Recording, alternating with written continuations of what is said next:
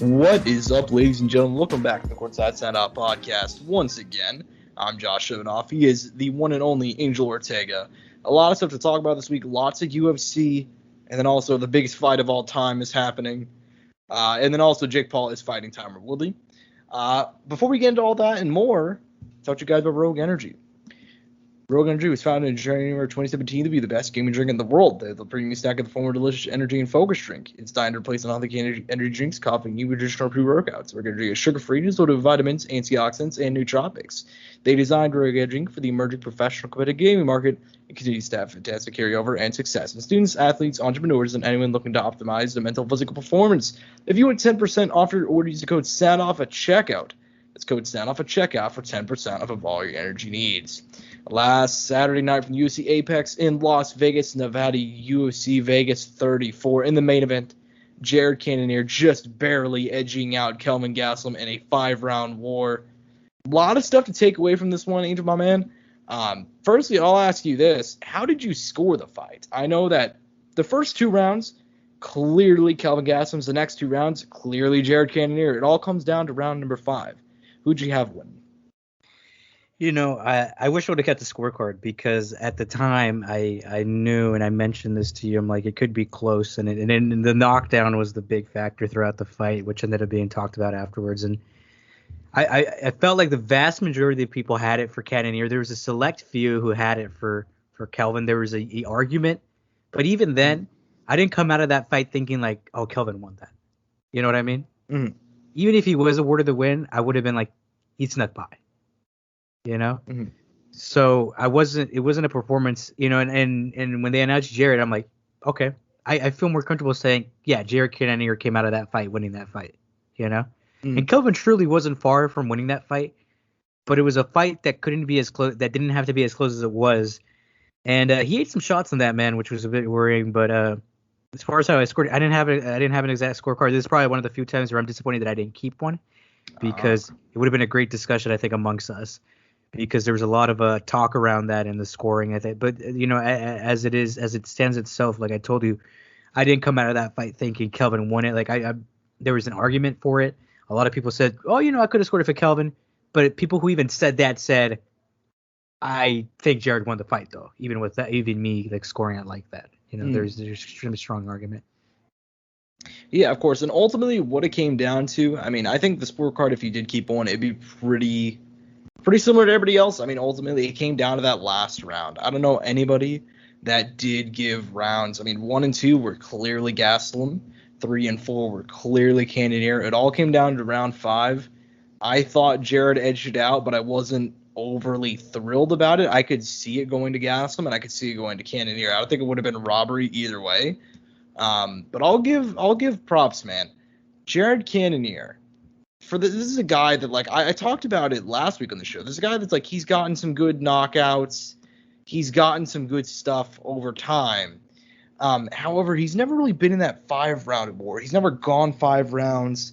I mean, his best win was, you know, a knockout over Jack Hermansson before Hermansson's really hit his stride, so on and so forth.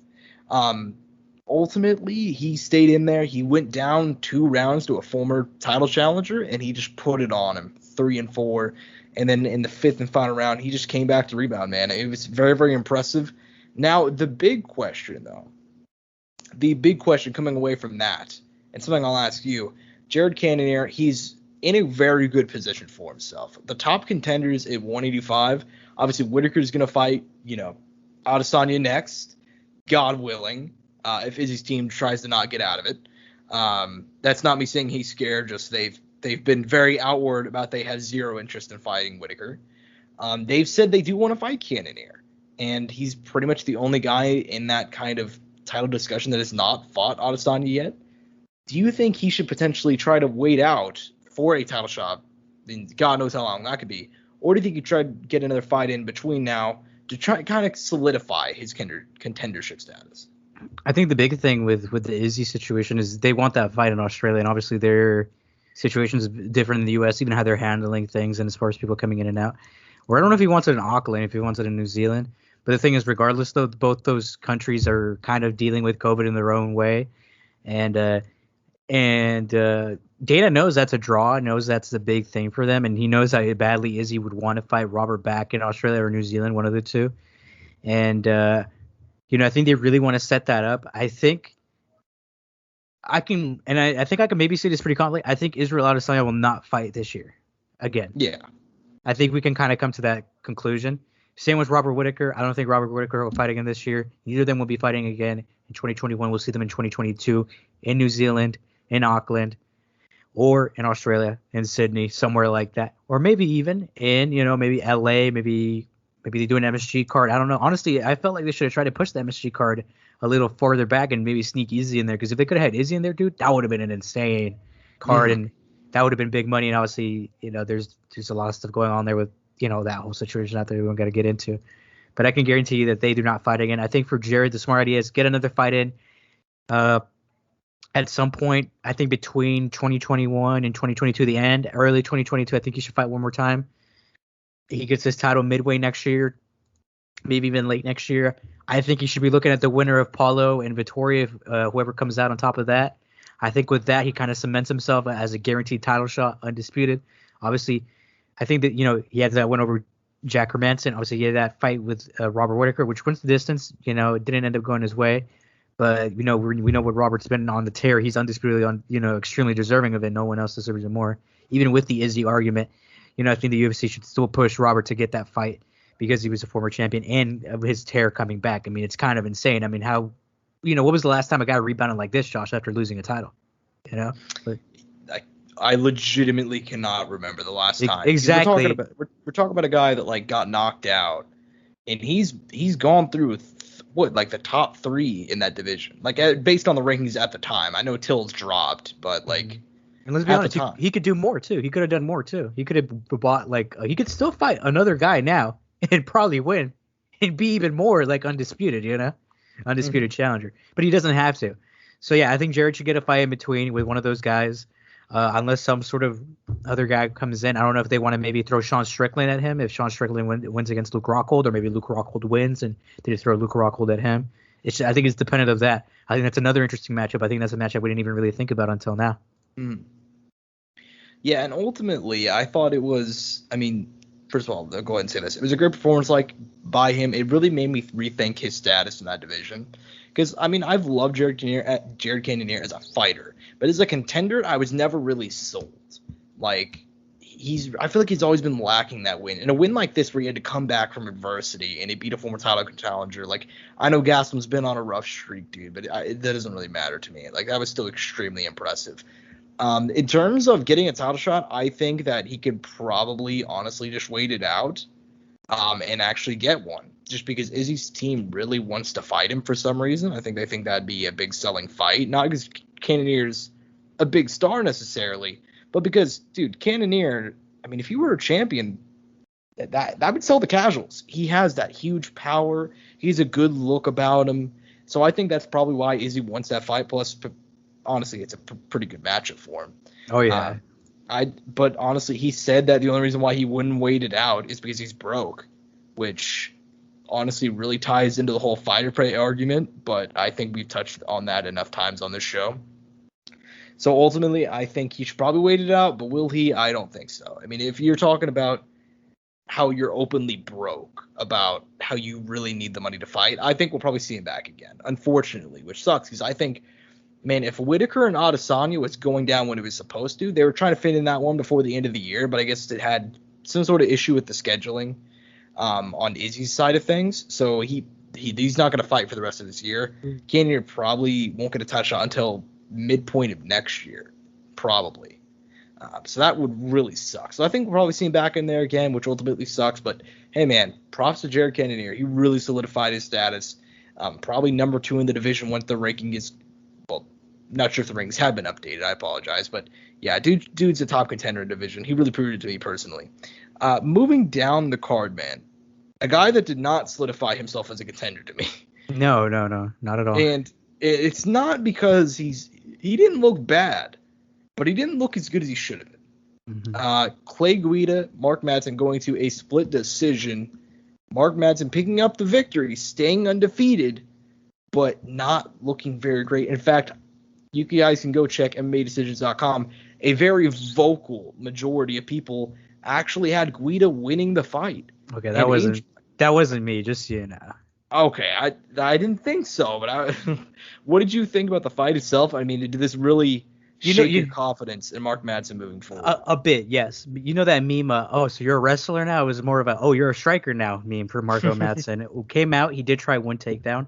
But look, man, I said it last time we talked. Clay Guida is an extremely tough out for anybody. I mean, he's not going to, even at 39 years old, almost 40 years old now, he is still a difficult guy to take out of there.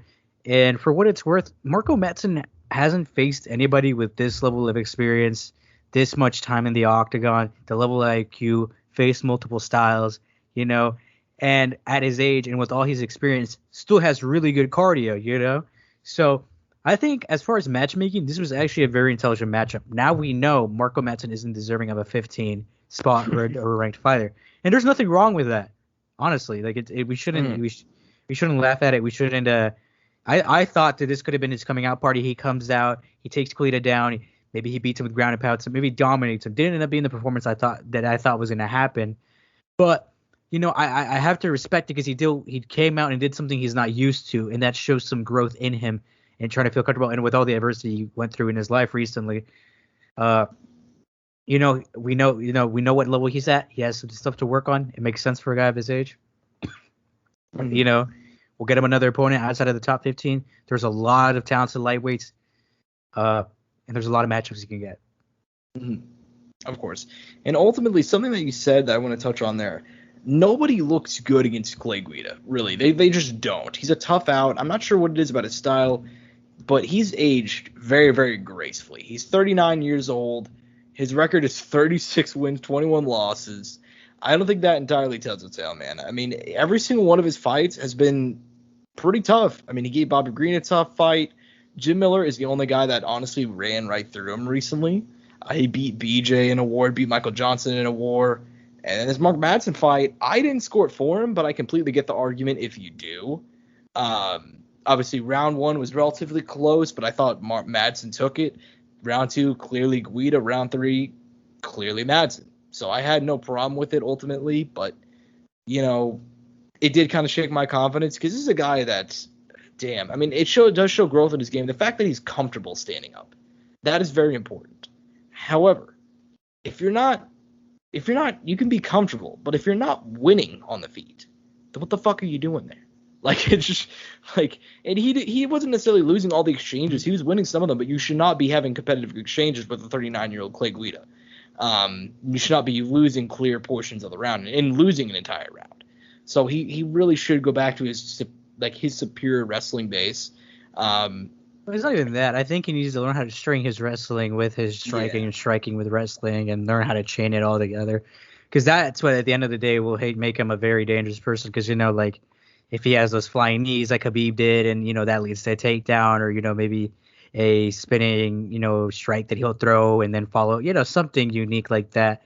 Yeah. And he makes it in his, repertoire and people know about it, but they don't, it's capable of landing. Mm-hmm. That's what will make him a complete fighter. It's just that right now he needs to learn how to do all of that. Do we know what gym he's with? Do you have any idea? I have no clue of what gym he's with. Okay, well, on Tapology, I just looked up. He's with Fight Ready MMA. I don't know. Me neither. Okay, so Henry comes out of that gym according to, and at the time, obviously Henry's not with him anymore, and Henry builds his own camp, so that isn't correct. I don't know. There's a couple names in here. I don't want to highlight any of them. They have Tracy Cortez in here, and there's some good fighters in here, but and like I said, this isn't the full list, but I just kind of wanted to see because, depending on who he's with, I'm sure they can kind of develop that very well. Mm-hmm. And I don't necessarily mean to shit on the guy because I think one of the things that Mark Madsen is 36 now and he's had 2 years of ring rust. The older you get, and since something Dan Cormier's talked about on multiple occasions, and you can argue he's an outlier, but I don't think he necessarily is. It's very, very hard to wrestle as you get older. It is very difficult. Almost all those guys that you see that are older, unless they're relatively, they don't have much wear and tear just by virtue of they got into the game late. Brock Lesnar would be an example. They all have a shitload of wear and tear, dude. And it's very, very hard for them to continuously wrestle. And that's why he has to mix up his striking more. It's possible that he has injuries from his wrestling days, so that's why he didn't really get to showcase it here. I don't know if that's the case, but that could possibly be a reason why he spent most of his fight on the feet. Like you said, he really just needs to chain it together better, and I still have hope for him because there's very rare that you get a guy of this pure talent level, like just in the sport of wrestling over in MMA. Because we've had good wrestlers for sure, but come on, man. He's an Olympic silver medalist, 5-time world championship medalist. He's considered one of the greatest wrestlers, especially coming out of Denmark, and you can argue in his weight class of all time. And in terms of Greco-Roman, anyway. So, it is what it is. He got the win. Good. Let's see him against a better guy next time, hopefully. And we'll see if he goes back to the game plan specifically. As far as the rest of the card goes, my guy, what are some of the fights that you want to go and highlight? Oh, man. Well, let's go one under it, Josh. A fight that I did not expect the outcome that was announced to be it. And it's not because I disagreed with it. I just didn't expect this person to win. Parker Porter versus Chase Sherman. Chase Sherman losing to Parker Porter. Josh, what are your thoughts at the time of watching that fight as it's happening? I thought good for Parker Porter. You felt good for Parker Porter? It's not a deep. I don't have too many deep thoughts on it because I thought it was a good performance. Did you expect them to win though? That's the thing, because I went ahead and I looked. Not at all. That's the reason I asked for your initial thoughts, because I looked around and I was looking at an MMA verdict, Tapology, and it was pretty set on the idea that Chase Sherman was going to come out here and win this fight, especially because Parker Porter had been knocked out multiple times in the first round. Yeah, and I think the main reason why is because Chase Sherman at one point, and that's something we got to let go of, but at one point he was actually a pretty hyped up prospect. Whenever he came into the UFC back, and I guess it would have been back in 2016, he would have been 26. He had a couple of nice wins there. He looked good. He had some of the best leg kicks I've seen out of heavyweight ever. Specifically, go watch the Rashad Coulter fight. Dude looked very, very good, but since then he's kind of just, I don't want to say he's wasted his opportunities, but he's not looked very good. He beat Ike Villanueva, but Ike took that one on very, very short notice, and Ike is more of a light heavyweight anyway, so it is what it is. And Parker Porter, he's a guy that I was happy to see him get this shot, get into the UFC specifically, because he's on the latter half of his career. And he's been a guy that's literally been fighting for a very, very long time. Like I said, he fought John Jones on the regional scene in his third fight. This is a guy that's been around in the game for a long time. So I'm happy to see him get the win. I'm happy to see him, ultimately stay in there. It's very rare that you have these sort of fun stories like this. It's like a guy that at one point was 5-4 that was getting knocked out in Bellator, and he's at the age of 36 and he's finally making his way to the UFC. I think it's an awesome story, honestly. But dope. I like that. Yeah, in terms of actual fights of significance though, because neither one of those guys are going to be sniffing the top 15 anytime soon. Probably. Who knows? Mm-hmm. Maybe Parker Porter's going to go on a heavyweight title run. I don't know. But in terms of fight of significance, Angel, my guy, flew under the radar. Alexander Pantoja is the next title challenger for Brandon Moreno. I can't believe I almost said Brandon Moreno. That's his demon, bro. That's his boogeyman. He has defeated him twice in a row. Dana said before the fight that the winner of this fight was going to get the rematch. Get the next title shot. And now it's going to be a trilogy fight. Pantoja is 2 up on him. And will Brandon Moreno be able to conquer the demons? First of all, what do you think about Pantoja's win on Saturday? And what do you think about a potential trilogy fight between those two? I'm not surprised, motherfuckers. Essentially, is my initial reaction. I wasn't. I knew he was going to win. I didn't know what fashion. Brandon Royval is very susceptible to making very small mistakes that lead to him getting into some serious trouble. Look, the guy's a good fighter, but he makes a lot of mistakes, and I really like him. I felt really bad for him for obviously having that injury in that fight, but like I said, it ended up leading to Brandon, getting that title shot, and then him drawing the fight. Obviously, some luck played into that. Well, not luck, but some other factors played into that, and then he followed it up with the amazing performance of him obviously becoming champ. But Pantoja, man, I think that's a demon he has to conquer. Obviously, I think he's capable of beating Brandon Royval. If Brandon Royval would have beat Pantoja, that would have been insane. And I think Brandon would have beat Royval. Now, this fight's interesting because Pantoja is probably the one guy in this division who he's a tough out, man. If you look at his losses, it's all talented people. And even people before he made it, he fought Jose Formiga back in 2010 and Shudo Brazil. The guy, and then in more recent time, his last 2 losses were to Askarov and Davidson Ferreira, and it's not like he's getting finished. He loses to a decision, and you could probably look back at those, and I'm sure they're relatively close. Mm-hmm. I mean, and for Brandon, I mean, I think for him to cement himself as a genuine champion, I think this is the fight he needs to take, and he needs to beat him.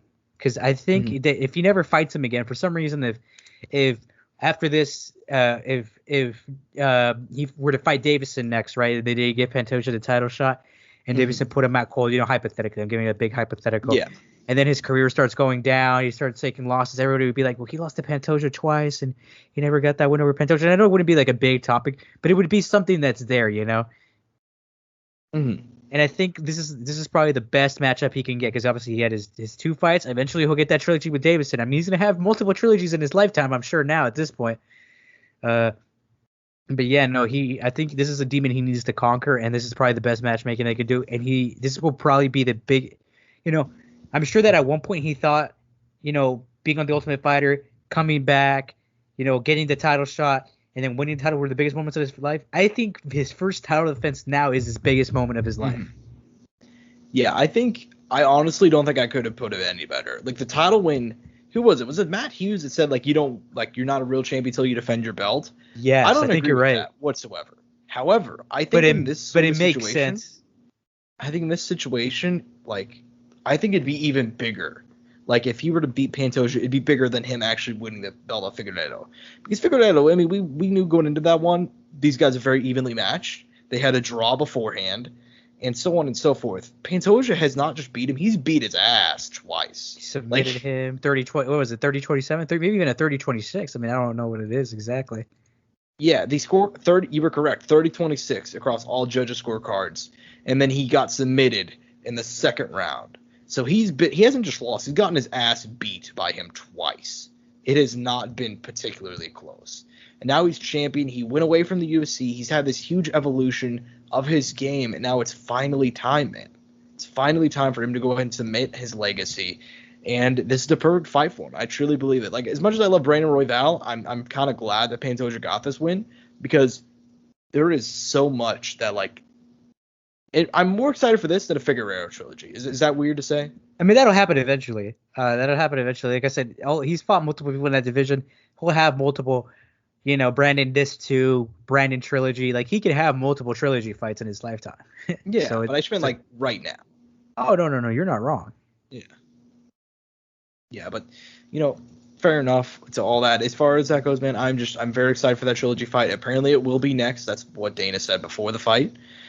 So who knows what's going on with Figueiredo? Maybe they just wanted to give somebody else a shot, honestly. But we'll see what happens.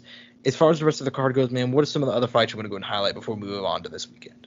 Oh, man, I have it here. Well, dude, let's go down to the lady.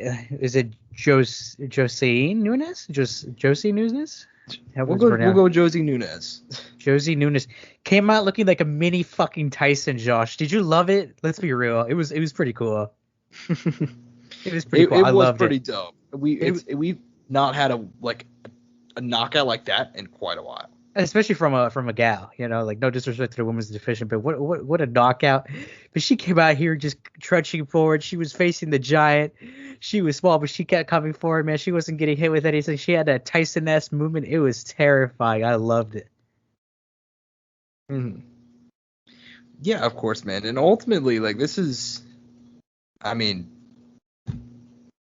very, like I said, not to be sexist, I don't want to offend anybody, but we've not had, like, a knockout from a woman. You asshole. In quite a while. Like, I was trying to be careful with my wording there, but it's been quite a while since we've had a knockout like that. So that was extremely impressive.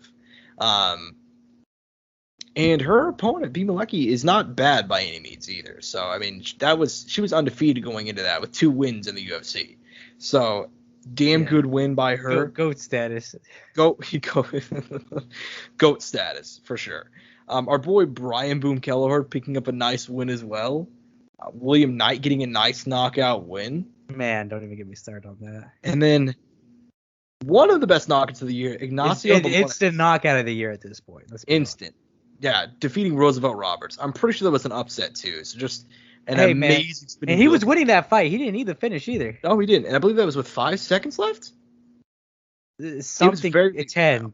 It was like 10 or 5. It's crazy. And Josh, last week you didn't highlight him. I highlighted him. I'm not calling you out or anything in a bad way. I'm just saying the fuck, you didn't man. mention. Josh's like, why'd you have to say my name, man? Why you say I don't call you out bad picks? Jesus. My government name. No, all I'm saying is in that specific fight, you mentioned Roosevelt Roberts, and I mentioned Ignacio Bahamondes. That's all I'm saying. I'm not saying you did anything wrong. Well, I also mentioned Sasha Palatnikov, and he got submitted too. So I mean, it wasn't.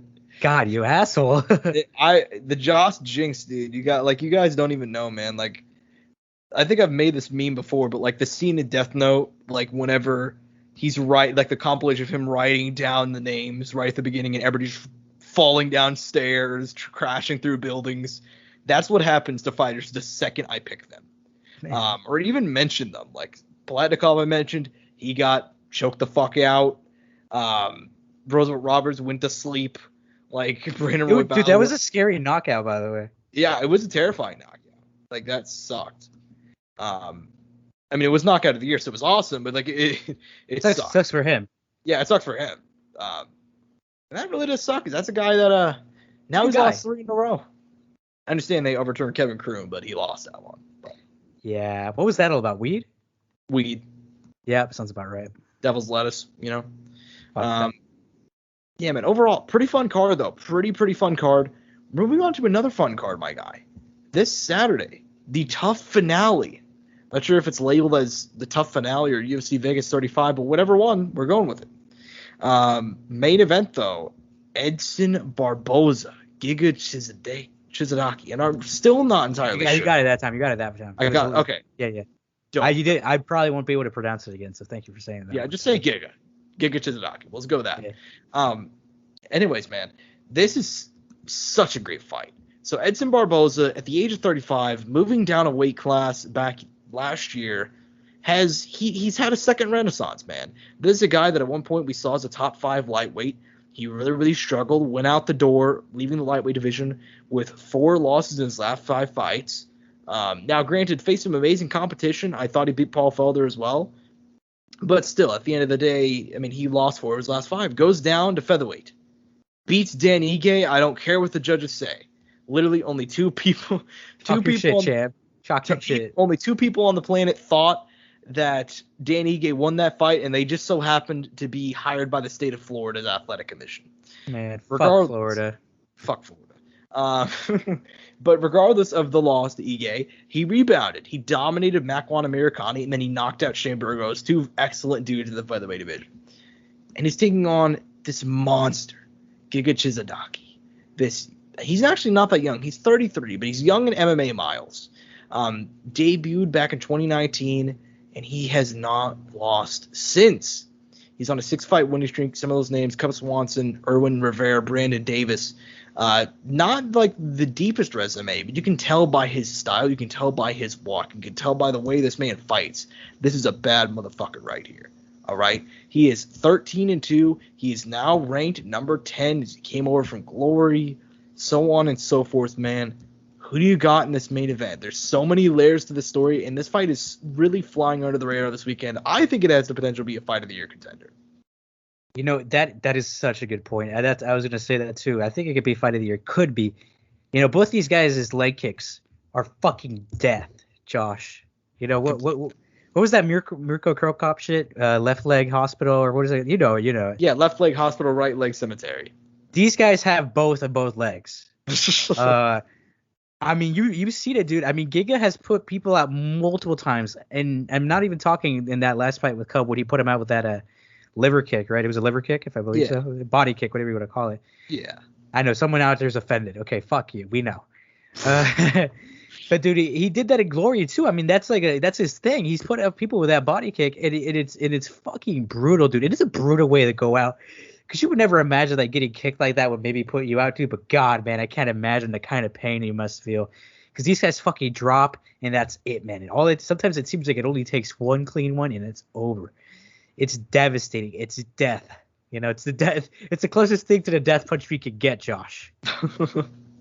You know, it's a true masterpiece out of these guys. And you know, it's weird. Most of the time, when we've seen the weight change, this guy's usually going up to make the weight, and it's helping them better because they feel better. They don't have to cut as much. But in the case of Edson Barboza, cutting the weight down to 145 has made him feel, or I don't even know if it made him feel better, perform better. And I mean, man, he's here. He's so close to maybe getting a title shot or one big name, one more win after this, and he's in that title shot picture.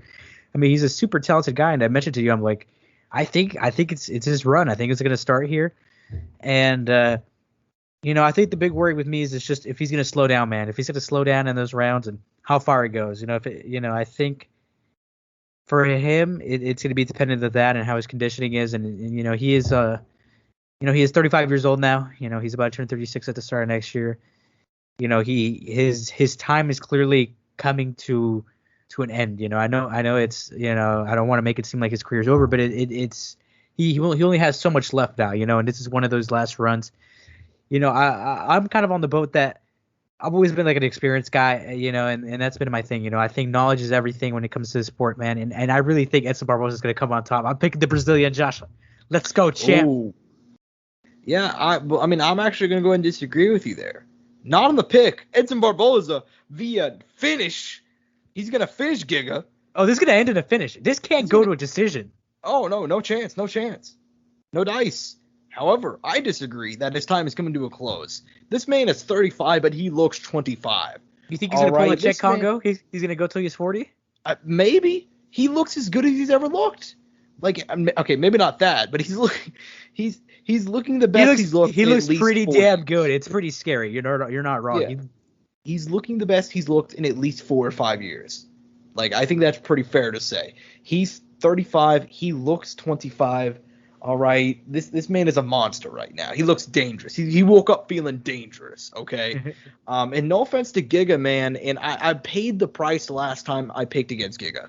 I was always high on Cub Swanson, and ultimately he got the finish, and that's a great job by him. And I truly think he's getting better as he goes. He's a guy that came into the UFC with back-to-back split decisions wins against Brandon Davis and Jamal Emmers, neither of which are even sniffing the top 15, and I don't believe that either one are even in promotion anymore. There's also a guy that lost via submission to Austin Springer on the Contender Series, and that's why he had to work his way back into the UFC after that.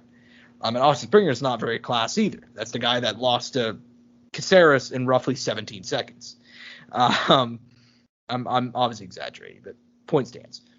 He's getting better each fight, but I don't think it's going to be enough against Barboza. I truly don't, man. I think Barboza is – I don't want to say he's hitting his prime because that's not fair to say, and I don't think that's very accurate either.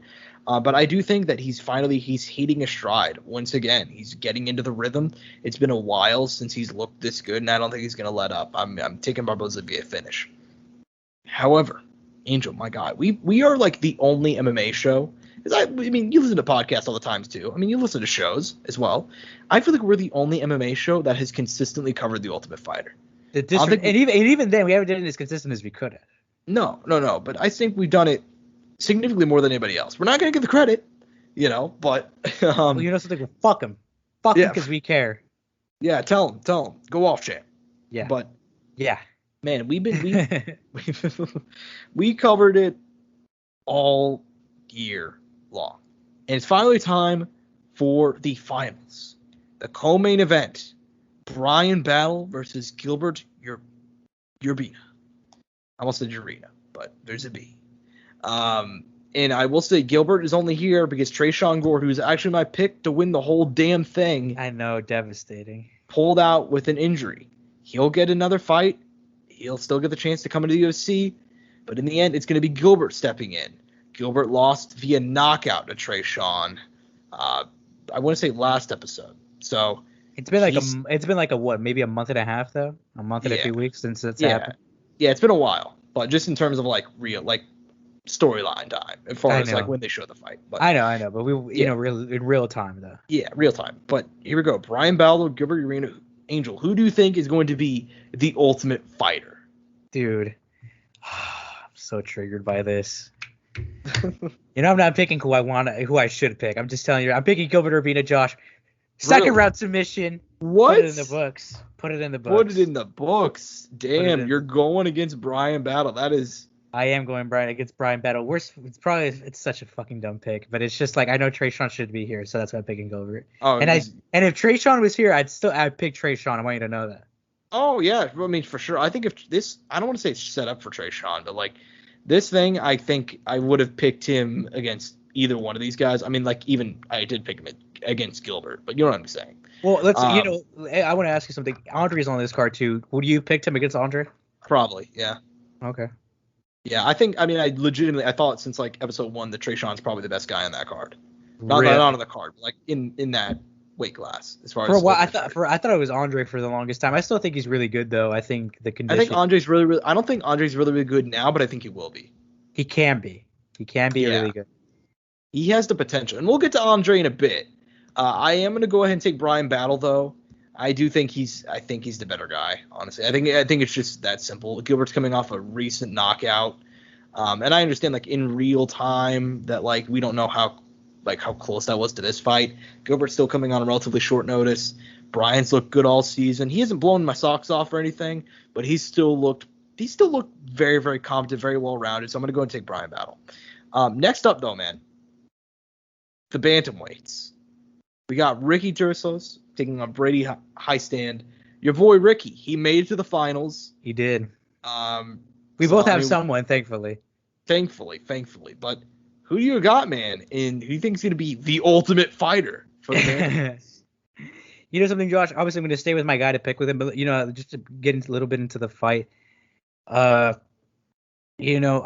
think the one thing that happened is the one thing that impressed me the most this season, outside of Brian Battle and kind of him being the last pick and him making this far as he did, was probably Brady.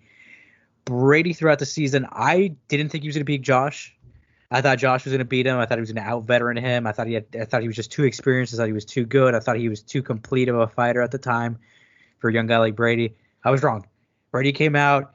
He had a round in there that had some adversity and came on top. He did his thing. Against Vince, I picked against him again against Vince. He did fight Vince, right? Brady fought Vince. Yeah. I picked him against Vince. Obviously, Vince had the injury, sadly. I think if Vince doesn't get injured, I still think that's a hard fight for Brady. Hey, man, that's how life is. That's how it goes.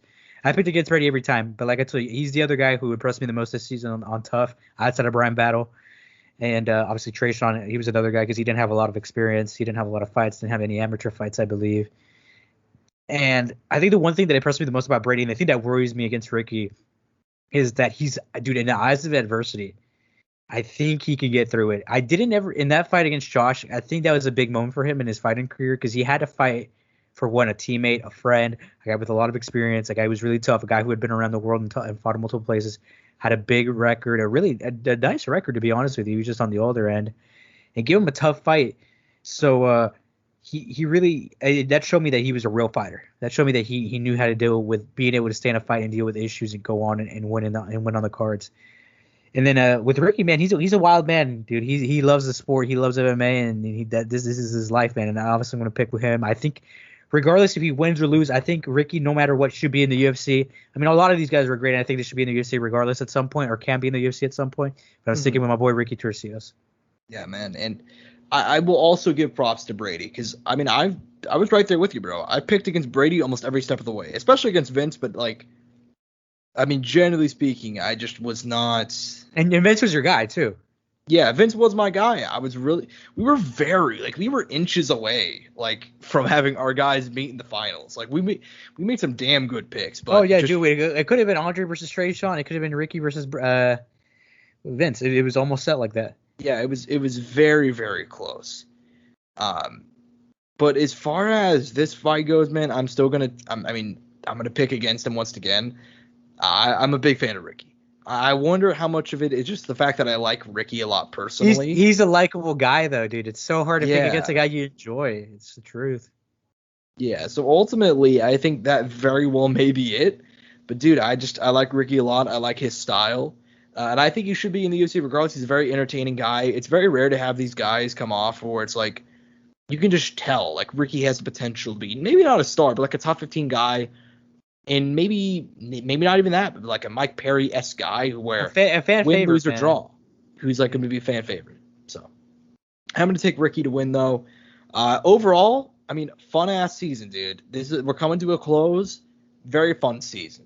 I like that. It's not going to rank all time whatsoever, but dude, it was a lot of fun. Ultimately, injuries ruined the middleweight finale, but Yep. Multiple still, times, because there was another injury. There was another fighter that I can't remember the guy from Vegas who was I guess a well-known guy out there. Yeah. He ended up fighting who was he supposed to fight? Was he supposed to fight Battle or someone else? I believe so. No, he was supposed to fight Gilbert. That's who it was. Okay, never mind. That's when they brought on Michael Gilmore. Okay. Yeah, never mind then. But yeah, man, as far as that goes, what are some of the other fights you do want to go and highlight on this card? I mean, Josh, we're just gonna keep going down the card, man. Let's just be honest. Yeah. Let's crack into it. Kevin Lee, D-Rod, Daniel Rodriguez. Very interesting fight. I mean, this is a guy, Kevin Lee, that has been struggling is not the word for it, man. Like, it's, as a Kevin Lee fan, as a Motown Phenom fan, it's been rough out here for your boy, all right? He's been in and out of different weight classes. He has not really found much success. I mean, he did defeat Gregor Gillespie. Did beat Barboza back in 2018, but he has 2 wins in the last 3 years. 2 wins out of his last 5 fights. It's been rough out here, man. What do you think about this matchup? What do you think about him taking on D-Rod on short notice? I mean, obviously Kevin Lee came in prepared. He had plenty of time to do his weight cut, be comfortable. Obviously D-Rod, the one coming in on short notice and kind of having to show up at this time. Obviously he was first to sign to Sean Brady. And before we get into it, Josh, how do you feel about this not being the co-main event? Obviously it's the Ultimate Fighter finale, but I was listening to a podcast and the 2 hosts were complaining about the fact that Kevin Lee and D-Rod were not the co-main. It's definitely a bit of a head scratcher. I don't like necessarily. Here's always been my unpopular opinion about the Ultimate Fighter. I think that if they're going to do it for this year, you got to go balls out for this. This is your return season. Make the middleweight and the bantamweight fights 5 rounds. Make both of them 5 rounds, and like just do a straight up Ultimate Fighter card. Like have Andre fighting on there. Have get some other guys from the season, even though they didn't win. Put them on the card and give the middleweights and the bantamweights 5 rounds each. I think that would be a good idea, especially considering that now they're doing 5 rounds for any fucking fight they want. And fill it in with whatever on the undercard. Yeah, and then they should have had Kevin Lee fighting in the co-main. This is way too good of a fight. You have a guy that's ranked number 11 at lightweight taking on a guy he's not ranked at welterweight, but he should be. Like, this is an excellent fight. It's very, very strange placement, but I suppose it doesn't matter in the long run because we're talking about it anyway. Yeah, and it was a bit weird. And then granted, there was a lot of talks of like how the guys should have their own card, like just the Ultimate Fighter card or be on the same card as the coaches, which that's the weird thing to me because I feel like they should kind of be on the same card with their coaches. I feel like that's the right thing to do. Yeah, I mean, it's definitely strange. If they're not going to do that, I think they should have done my idea of just like giving them 5 rounds each. But traditionally, the coaches are just 1 fight ahead of them. Yeah, which would have made perfect sense. And it would have been a great card. And the fights were great. And these guys would have got, their limelight. They would have got plenty of attention. It would have given the kind of attention the Ultimate Fighter needed. You know what I mean? Yeah. And they kind of dropped the ball there. But, kind of to get back at Kevin Lee and D-Rod. I mean, I don't know, man. We talked multiple times about the Kevin Lee and his weight and kind of like he's a little too big for 155, but then he's a little too small for 170. Ideally, he'd be like a 165er. But he doesn't really get that choice. Mm-hmm. Yeah, and Kevin Lee, he's just in a rough position. I mean, like, he'd be a perfect 165er, like you said, but and we saw at 170, even against RDA. And RDA, the former 155er, now back at 155, but he put on muscle. He moved it the right way.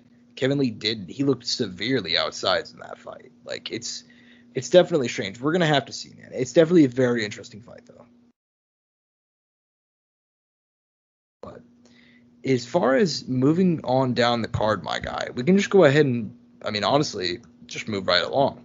Andre against Michael Gilmore. How do you feel about this fight, man? I mean, I think we both have hyped up Andre a lot, but it's weird. But it's clearly like a matchup thing because Michael had been submitted 3 times before coming into the Ultimate Fighter. We saw in that Gilbert Rubino fight that he got taken down instantly, didn't have any success like on the ground really. Like he defended, he was able to hold off decently. But you could tell that Gilbert was, very well skilled on the ground, and Michael definitely did lack some skills there. And the submission came in, and I'm pretty sure it was a first round submission, wasn't it? Correct. Yeah, and obviously Andre's wrestling skills are there. We saw those. And we saw this against his first opponent, a guy who clearly didn't have much of a wrestling or jiu-jitsu background, and kind of how fast he took advantage of that, and that kind of led to his victory. Mm-hmm. Yeah, I mean, and honestly, it is very much a matchup thing, like you said. I'm glad they gave Michael Gilmore a fight, another one, because obviously he did come up with short notice. And Andre, I know the why they gave him a fight, because they see a lot of potential in this kid, and for good reason. And they like him, and he could talk. You could tell he could talk. Like, if he wants to, he could talk. Yeah, he can talk. He's got a lot of good attributes. He's very raw, but you can tell that like they clearly think he's going to get there. So I'm glad that this fight got made.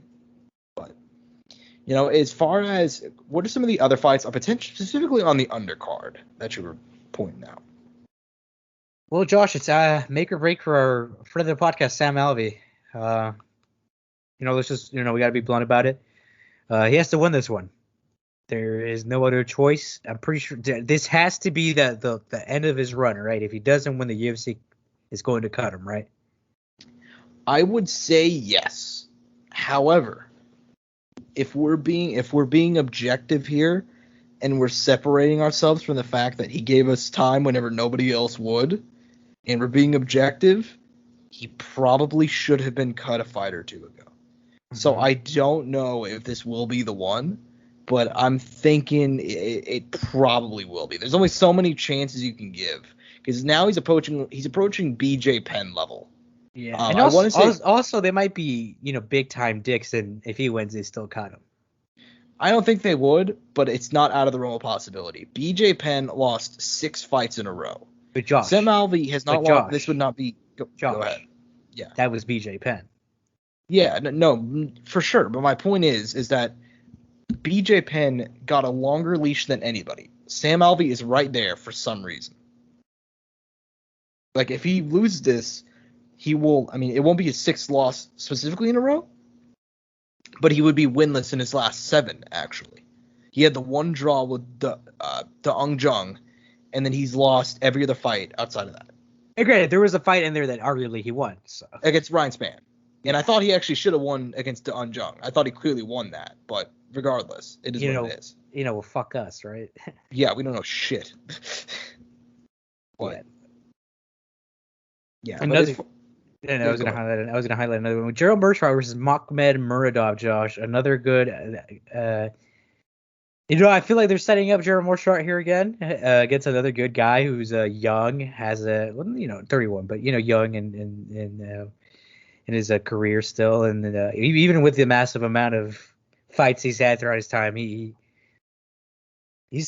a good fucking dude. It's fucking terrifying. You see that record? Like it's crazy. He hasn't lost since 2016. The guy's a fucking unit. We saw him on the Conor card, Josh, at the start of this year, dude, and that was fucking deadly. That was. And here's the thing about it's Andrew Sanchez. Name does not he doesn't fly off the radar, dude. But here's the thing, dude. Andrew Sanchez is a guy he's a tough out for everybody. You don't look good against Andrew Sanchez. He has not had a single fight. Obviously, he won the Ultimate Fighter. He dominated Khalil Roundtree. He beat Trevor Smith. Against Anthony Smith, he dominated him for 3 rounds before Anthony Smith had an all-time comeback that does not get discussed enough. Ryan James had to come from behind to beat him. He beat Marcus Perez. He beat Marc-Andre Barrasol. Marvin Vettori had a very boring fight against him. That was honestly, it was relatively close. He knocked out Wellington Turman. You don't look good against Andrew Sanchez. He went in there and he dominated him, man. It wasn't even close. Makhmed Muradov is a bad man. He's a bad man. And like you said, they're setting him up here, man. And I like Gerald Meerschaert a lot, but this is a really bad matchup for him. Oh, yeah, they are doing him dirty again. Yeah. You just cannot get an easy fight. For some reason. But it's another 185 or a new face, man. That's what we need, so I get it. Yeah, and I like the fight. I mean, it is what it is. But, I mean, even moving on down from that, I mean, you highlighted your boy Muradov, Abdulrazak El Hassan. I'm in much pain, man. Against Alessio Chirico. How do you feel about that? Remember, before you get into this. You know what, man? Let me make my comment. Knockout. Let me make my comment real quick. Okay. Do not speak over me, Josh. God damn it. Whoa. Do you remember when you're like, they're setting these guys up so Joaquin Buckley can knock him out, and then Joaquin Buckley got knocked out by Alessio Chirico? No. The exact quote that you said was Josh. No, you said it. Yeah, but no. I remember you said right afterwards. You're like, Josh, you said that they're setting these guys up for Joaquin Buckley to knock him out. I think they're setting up these guys to knock out Joaquin Buckley. Yeah, it's the greatest quote in the history of this show. It's up there. It's up there. It's up there with the WBF, IBF, that one. That's I don't have any good ones like that, but dude, and then he knocked him the fuck out, and that's not what's gonna happen here. I mean, I love Abdul Razak Al Hassan. I love that. Granted, though, that was a freak one. It was like it was a head kick. Like he like ducked onto it. It was a weird. Kind of some freak shit. And he lost 3 in a row. He got dominated 3 fights in a row before that. So. But they're setting up these guys that knocked out Abdul Razak Al Hassan. So we'll see what ends up happening with him. But I mean, Josh, we covered that card greatly. It's a fucking banger, and I mean a fucking banger of a fight on the main event. I mean, that main card is solid. I mean, I feel, I'll be honest with you, I want to see every single fight on that main card in its full, in its full entirety. I really do. That's how excited I am for it. It's an excellent card, my guy. Very, very excited for it. But Angel, it's time. It is time to crack into the greatest fight of all time. And no, I'm not talking about J.J. Aldridge, Vanessa de la Pos. Oh, we're talking. I know, right? Very shocking. Sag. We're talking about Jake Paul versus Tyron Woodley. The biggest boxer in the world, right? The biggest draw in boxing right now. You know the worst part is that that's a correct statement. I don't think it's very arguable, at least in the U.S., which is pretty depressing. But that's how life is. I will start this by saying that I've expressed to you off the show. I think I've even said it. I've given hints on the show that when it comes to this fight, I give very little of a fuck. I've been very, very open about how I think this fight's gonna go. That I'm not very much looking forward to it. But I'll throw it to you to actually start, because my personal thoughts on it will be brief. But Angel, what do you think about this fight that's coming Sunday? Tyron Woodley, MMA legend, 19-7-1, lost his last 4 fights all via domination, taking on the undefeated Jake the Problem Child Paul. I mean, like I told you, Josh, they have my attention. They have me in. I want to watch it. Is there something wrong with that? Maybe. But I want to watch it. I'm intrigued. I even mentioned it to my buddies. I was like, hey, Sunday, guys, we down? We gonna watch this? They are. We are down. It's a lot of people give this kid hate, man. But I respect the grind. I respect the hustle. Make your money. Get your bread. Get out, man. That's what it is. And he gets a lot of hate. They want him to do other things that he doesn't necessarily have to do. They want him to fight a real boxer. But I'm like, hey, man, he's making this money. He's young. He's doing all the right things. I can't really hate on him for that. And he's doing it the right way. And that's going to offend some people. But, hey, man, it's not offending his bank account. So I completely get it. Yeah. And look, I'm not going to be one of those people that are going to say, fight a real boxer. Like, who the fuck do you want to fight? Better Beef? Like, what do you mean a real boxer? That's such a vague term. A real boxer. I could be a real boxer. I mean, technically, anybody with a license is a real boxer. I think that's such a vague and such a bad criticism to use against Jake Paul. And that's saying this is somebody who dislikes Jake Paul a whole hell of a lot. I think it's such a bad criticism to do. That's such a bad faith argument. Like, fight a real boxer. Like, dude, like, who the fuck do you think Floyd is fighting? Like, at this point in his career, unless you're Loma, you can't use the argument that like you're fighting these excellent world class guys. Okay. That being said, I do think he should be fighting guys of his relative skill level. And fighting Ben Askren, Nate Robinson, and yes, Tyron Woodley are not that. They are not in the same weight class. They are not in the same zip code in terms of training. Like, hey man, but he's building up. Like it's for 3 fights, like no experience. I'll give him at least he's building up, and hopefully eventually he gets to the guy who's like, this makes sense. Yeah, and I hope that its next fight is ultimately that. I hope it's not Tyson Fury. Jesus Christ. I hope it's Tommy Fury. Timmy. That one makes a lot of sense. Are you excited? Because are you proud of Tommy Fury's record? Are you proud of the fact that he made his debut against a guy who had 10 wins and 102 losses? No, but I'll say this much: that guy had 10 wins. But 102 losses. Yeah. No, you're completely correct. How the fuck do you not give up once you hit like 30? You know, well, for a lot of these guys, it's just a career. He's fought all bums outside of Jordan Grant, who I believe is like 3-0. I want to say as a pro. Don't quote me on that, but I think that may be correct. But I'm also dumb. But yeah, I mean, like it's both these guys' resumes are shit. Like oh yeah, you're not wrong. One of the 6-0 who's going for like the more traditional I'm gonna fight bums boxing approach. The other one is 3-0, and yes, he's beaten well-known people, but they're shit at boxing. So it's they got status, but they don't got the skills. That's a very good way to put it. And fuck yeah, like he's beat Gibb, and I'll give Gibb credit. He's 3-0 as an amateur, but like he's fought three bums as well. Nate Robinson. Hey man, don't disrespect my boy Taylor Holler like that. Oh yeah, sorry Jay Swingler as well. He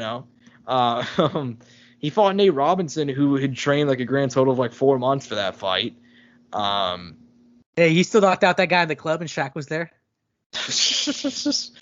And then he beat Ben Askren coming off a hip replacement and world champion. And in disc golf, yeah. And then also considered the worst MMA striker of all time. I can't, at least for the relative success he had. He got outstruck by Demian Maia, the second worst MMA striker of all time. And it wasn't even close. So yeah, I mean, yeah, both these guys' resumes are shit, but I think Tommy Fury should probably fight Jake Paul next. I think we learned a lot about both guys. Do I think that'll happen? No, I don't. And there's a variety of reasons. I know that actually Tommy Fury's dad said like, no, we got to give him more time to marinate. We got to we got to. That was his thing. He's like, I didn't know his dad was Alex Jones. just see the thing about Tommy Fury versus Jake Paul is that it's poison in the water supply. Like the corrupt politicians. But yeah, like my Tommy Fury's dad, John Fury, I think his name is, and my Alex Jones impression are the exact same because they have such deep voice. And they're the same person, pretty much. That realistically, Josh, if Jake is to win, who will he realistically fight next? Realistically, man, it's shit. I don't know. Like he'll probably call him out. I think he'll call him out. I think he's got an idea. I think because here's the thing, he had his whole hit list, right? He put up his Instagram post where he put up a bunch of guys. Realistically, none of those guys are options. You probably maybe get half of those guys. No, okay. I can actually pull it up right now. Okay, pull it up right now and I'll tell you who could he maybe get and maybe not get. Okay, all right. Well, let me give me one quick second. All right, the hit list. Some of the names on there: Tyron Woodley. Obviously, he's gonna fight. No, not the what's his spot. Not for a very long time, but no, that's not gonna happen in any time soon. Nick Diaz. Possible, but unlikely because of Dana. Kamaru Usman. Fuck no, unless Kamaru retires. Timmy Fury. Yes. That one is a possibility. Okay. That's the most possible one. Yeah, for sure. That should be next, but I'm not sure if they will. Conor McGregor. Possible, but unlikely because of Dana, and also it just depends on a lot of things. But it's not. If it were to happen, it'd be a while. It'd be a while. A lot of these would be a while. A lot of these would be a while if they were to happen, but no. KSI. That is possible, but JJ's not going to fight him in the next year and a half, I think. Yep. Gervonta Davis. Absolutely the fuck not, but it could happen because of Showtime. Logan Paul. Yes, extremely plausible, but that's his last fight. So through every single name we just ran through, Tommy Fury is the only one that you said absolutely to in terms of possibility for next. Yeah. And I don't know if they'll do it next. I think a lot of it honestly depends on how this fight goes. Like I don't want to he might find another YouTube. I'll put it like this: if he doesn't have a decisive victory against Tyron, he doesn't finish him or takes every single or most rounds, in a good fashion, I think he fights another YouTuber or kind of like a star or a Diego Sanchez type. Maybe, but I think it's yeah. I honestly think that may be it next, and I think I may have thrown this. Do you think he'd fight Diego Sanchez or Diego Sanchez? Yeah, because you know why? Diego Sanchez he's a Hall of Famer, and he's won fights with his hands before, and he's legit. Nobody's fought anybody like me before this earlier in the career. Has he ever mentioned Diego Sanchez? Has there even been a mention of Diego Sanchez? Because no, at least not at all. But because at least the other guys that have come out of his mouth, you know what I mean? No, completely agree. Diego signed with BKFC though, and they're trying to push him to fight influencers. Really? I thought. Because they offer the fights. I'm surprised they won't set up a Diego versus Chad, since Chad signed with BKFC, as their fucking debut fight. Well, Diego Sanchez was offered a contract against FPS Russia to fight. So. Wait, didn't hear about Russia? Was Russia down? No. Russia was not down specifically for the reason that it's a boxing match and that it's a bare knuckle boxing match. He said he might do it in boxing, but not bare knuckle. What the fuck? Why? Come on. I don't know. I think he loses either way. For the day, though. I'm the only person to have reported on this news. Either way, though, I don't think he'd take that anyways. Because come on, bro. Yeah, but my point being, I think that Jake Paul would fight it depends on how the fight goes. If it goes well, probably Tommy Fury. If it goes poorly, then some past their prime non-striker or influencer. Yeah. But I mean, it's tough. But I guess we can just go ahead and go on to the pick part of it. Do you think Jake Paul gets it done? Do you think Tyron Woodley gets it done? How and why? Like I told you, and I've been saying it repeatedly on the podcast and repeatedly to you afterwards. The statement that I hate hearing the most is, and it's the reason that gives me no confidence, is when people say Tyron Woodley should win this fight. That is kind of cryptic in a way. Because saying Tyron Woodley should win this fight versus Tyron Woodley is going to win the fight is two very different things. Mm-hmm. And I don't like hearing that. And like I told you, man, I'm down for the train, man. I want to see how far he can take it. I really do. I really want to see what is the peak of this. So I'm picking Jake again. Mm-hmm. If this was on the Courtside Soundoff official picks, I pick Jake every time now. Yeah. And as far as how do you think he gets it done, though, is my question. That's fuck early finish. If things look good, if it's a good early finish, if it's a shitty performance, very shitty decision. Yeah. A very shitty decision. He won it, but it was very shit. It was very bad. It wasn't anything clean. Yeah, and that's fair. And you know what, man? I mean, I didn't exactly say I shit on the fight last week, I think, or the week before. And I said that I don't think it's going to be particularly close, and I have zero interest in it. And I think that it's. What if it's a banger, Josh? What if it's a fucking war? It's not going to be. What if it's Mickey Ward, Arturo Gotti? What if it's that? It's not going to happen though. This is going to be Jake Paul knocking Tyron Woodley out inside of 2 rounds. I'm saying hypothetically. What if it turns into that? It's not hypothetically. That'd be awesome. Well, okay, I just want to know if you would think that'd be awesome or not. You'd be like, yo, Tyron, the damage.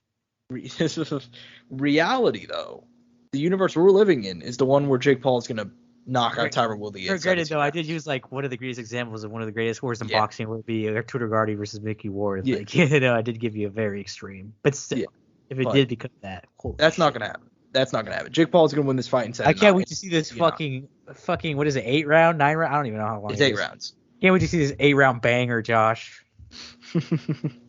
Can't wait to see this fucking 8-round banger. I'm telling you right now, bro. It's to be a fucking war.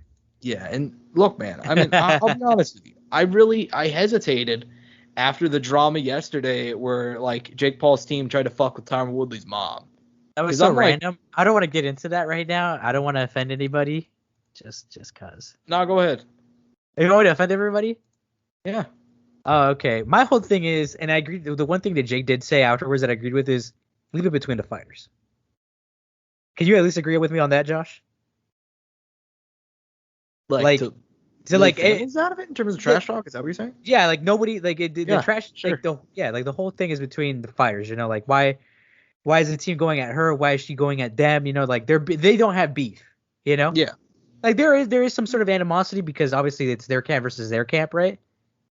But at the end of the day, the two athletes are going to settle their business. You know what I mean? They can talk all the shit they want. They can talk about you. Honestly, I don't give a fuck. You can talk about each other's families. You know what I mean? But I know you guys are going to deal with that issue in the ring. You know what I mean? None of the people standing out there and sitting out there are going to deal with that issue how they're dealing with it. You know what I mean? So that's how I feel about it. Yeah. And look, I don't want to get too much into it. I think, like, if you're going to go at a guy's mom, that's, like, the lowest move. You could it's not the lowest. I'm sure you could do something worse. You could pull a Colby Covington, like, insult your coach's, your dead coach or whatever. I don't even know what happened. See, I'm one of those people who just gets pissed off. I'm like, why does this even happen? Like, I you know me, Josh. I get mad at stupid shit. Like, I'm like, why is this even happening? Like, why is this even a situation? I mean, I just dislike that. And then, like, why is the camp sitting out there? And during why is the mom there? Like, I guess she's there for support. Like, it's a lot of tiny little things. It's like, I don't know exactly what went down. I don't know exactly what, because I think I saw an interview with Jake and they asked him. He's like, oh, it was talking shit on both sides, but like. What Jake also said that he. Can I tell you what I heard? What did you hear? Okay, what I heard is the mom started talking shit to the camp. I don't know what she said. Granted, she could have made some very terrible comment that offended them, right? She could have said something very I'm not saying she did. I'm not making any claim that she said anything. Yeah. And granted, she might have not even said it first. All I'm saying is this is her from. I heard this from another source. She was saying shit to the camp, right? She was going at them. The camp responded. I don't know exactly what the camp said. The camp just went at the mom. Still wrong, right? Yeah. And that's what went down. And then the sister got involved, and the cousin got involved, and that's when it all blew up. Now, I think it's important to say here, and whenever we're talking about this, we're taking, and I'm not sure, because obviously we don't know entirely what happened, but if we're looking at the history of this, it's like we have Jake Paul's camp who are known to be agitators. Oh, yeah. And people who talk shit versus Maba Woodley, who is universally loved and is well known for actually doing the exact opposite and treating Tyron Woodley's opponents well. Mm-hmm. Kamaru Usman was treated like they hugged afterwards.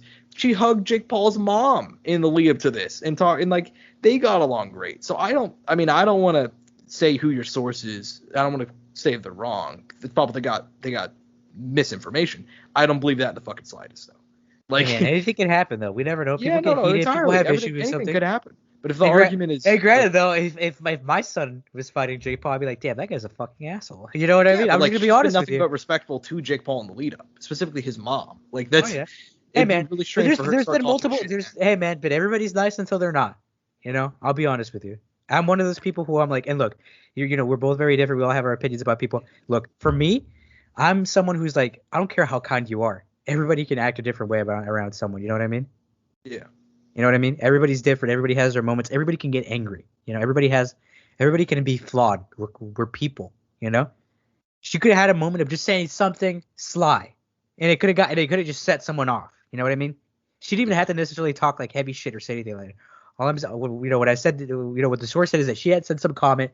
Who knows what it could have been? It might have not even been anything serious. She might have not even said it. It might have not even been offensive. The person just got set off and just wanted to be an asshole. You know what I mean? Yeah. There's a lot of things, and at the end of the day, I don't think there's an exact. We don't have any exact word on what exactly was said that day, do we? Exactly. That's the other issue. That's my other big issue with talking about it. You know what I mean? Yeah. And look, that's all fair enough. To go back to the original point, whenever that whole drama happened, because Tyron Woodley is a guy that, like, he's known for not really, fairly or unfairly, he's known for not getting up for the big one. At least recently. Like, I'm not talking to prime T Wood. I'm talking recently, dude. Like, he's just not really motivated. And it's a fight that a lot of people who thought he was coming into just to get the bag. But if there's one thing you don't do, you don't fuck with the guy's mom. And widely or wrongly, I'm not saying one or the other. What was it? He pulled a Michael Chiesa? Is that what it was? He did. He pulled the Chiesa. Chiesa. And he looked as pissed off as I've ever seen him. He's like, I've never seen Tyron Woodley that upset about anything ever, bro. I mean, he was. I fully believe if somebody from their camp like put their hands on him, I'm sure he would have started dropping dudes. Honestly, like he was very heated. This is not a lot of people are like, oh, you don't think it's for pay-per-view buys? Like Floyd and Jake, whenever they had that whole scuffle, I'm entirely sure that was probably for some pay-per-view buys. I'm sure Floyd probably overreacted on purpose. T Wood did not give a shit. I think he really just wanted to go fight him, but I never really considered it. But if I'm looking at this analytically, if I'm looking at this as an analyst, and I truly believe that I am, and I think we're both relatively objective on this show, he is 15 to 20 pounds undersized. He's at least 2 to 3 inches smaller. He's been finished. He has arthritis in his hands. He's had shoulder injuries. He's been boxing for a grand total of, when this fight get announced? April, about 4 or 5 months. Jake Paul's been boxing for 3 years. He's 16 years younger. If I take the names out of it, every single attribute is on Jake Paul's side. So I'm going to take Jake Paul, dude. I don't think it's going to be close. But and that depresses. Sunday. Yeah, we'll see. And Tyron Woodley's very, very confident going into this. It's not a Ben Askren like joking around, because Ben Askren pretty much came for the bag. I mean, I'm sure he prepared, and I fully respect that. But like, he came for the bag. Tyron Woodley, I'm sure he's coming to fight, man. I'm sure he's coming for war. Like, I don't think you could tell during the press conference, like he's just done. He's done with this whole YouTuber bullshit. He just wants to go fight. And I'm sure he does. And I think he won't look as bad. And I think it's going to be Jake Paul's toughest fight. Wait, I have one more thing to say. You know how they made that? You know how they made that bet for the tattoo? Yeah. Is that true that they have that in the contract now? No, they don't have it in the contract. Dude, I heard somewhere that they was in the contract. No, apparently, because I watched Impulsive with Jake Paul, and he said that like he pretty much acknowledged that like, yeah, if I lose, I'm not getting it done, and if he loses, he probably won't get it done either. Hey man, we'll see what happens. Yeah, they both. I mean, he pretty much outwardly said that. Like, if I did it, I just gotta cover up. Dude, I feel confident enough to like say like, yeah, if Jake Paul loses, I'll get the tattoo. Like, that's how confident I am. Like, I would legitimately bet money on this. If I was a betting man, like I would. Like, I see zero way. But I don't know, man. It sucks because Tyron Woodley's a legend of the game. I don't like that he's doing this. I don't like that Ben Askren did this. And so on and so forth. But we'll see what happens on Sunday, man. It's a weird Sunday card. For some reason they're doing it, but again, it is what it is. Is there anything else you want to touch on this show before we close out? No, man. I'm just really excited for next week. And obviously we have the pay-per-view coming up and some good fucking pay-per-views, man. I'm telling you. And some more boxing, hopefully in the near future, and some good shit. And this is a good episode. This was fucking good, man. I liked it. Yeah, for sure. And I hope you guys liked it as well. If you did, feel free to go ahead and, hit us up on Twitter at Josh Evanoff, at AngelOrtega_1, at Courtside Sound1. Feel free to give us a rating on Apple. Feel free to subscribe on YouTube. Give us a like. Do all that fun stuff. We appreciate all the support as always. And that's all. We're out of here. Peace and butt grease. Mouse click.